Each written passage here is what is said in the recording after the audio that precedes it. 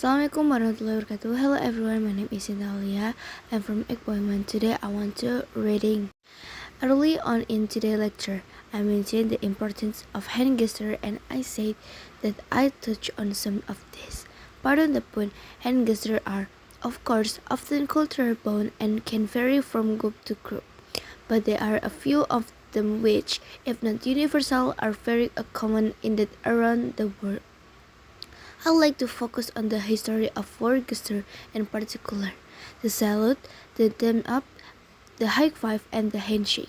The salute, a gesture most effective with the military, may have originated in the 18th century.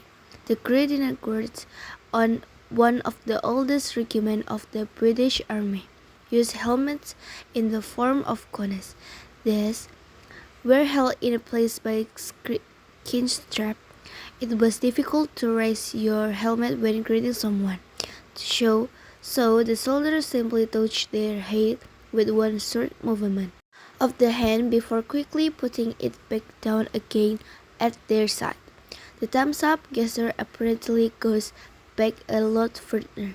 It is widely believed that this gesture goes back to Roman times with gladiators fought in front of the emperor and eager crowd in the Colosseum. The fallen gladiator's fate was decided by the audience. If they failed, he had fought well. This shows the emperor with a thumbs up gesture.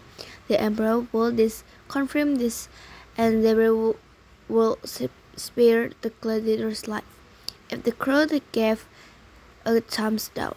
On the other hand, that means execution. However, there are no reliable historical references to thumbs going either up or down in the Colosseum. It might be that if the crowd wanted to spare the gladiator life, then they would actually cover up their thumb and keep it hidden. They would want exit their hand and thumb if they want the gladiator killed. This actually makes more sense as the emperor could much more easily see what the crowd was initiating when looking out over a hook arena. The high five hand gesture is almost universally used as a greeting or celebration. Many see its origins in baseball. Two U.S. teams claim to inventing the high five. The Los Angeles Dodgers in 1977 or the Louis Cardinal in 109,078. It's quite likely that it was nature. And the gesture might have a much earlier origins again. It's very similar to a 109,020, just a gesture known as the low five or giving skin.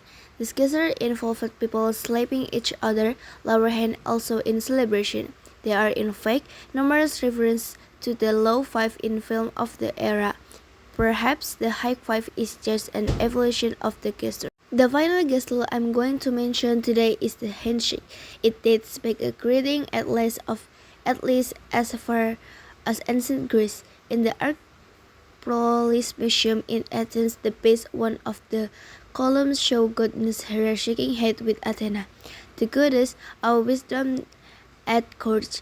It's thought that shaking hands, rather than bowing or crocheting, showed both parties as equal.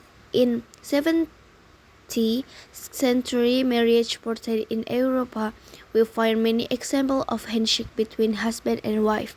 Now, of course, the handshake has a multitude of use: meeting, greeting, parting, offering congratulations, expressing gratitude, or completing an agreement. In sport or other competitive activities, it is also done as a sign of good sportsmanship. In the way, the gesture has not strayed from its original meaning to convey trust, respect, and equality. Wassalamualaikum warahmatullahi wabarakatuh.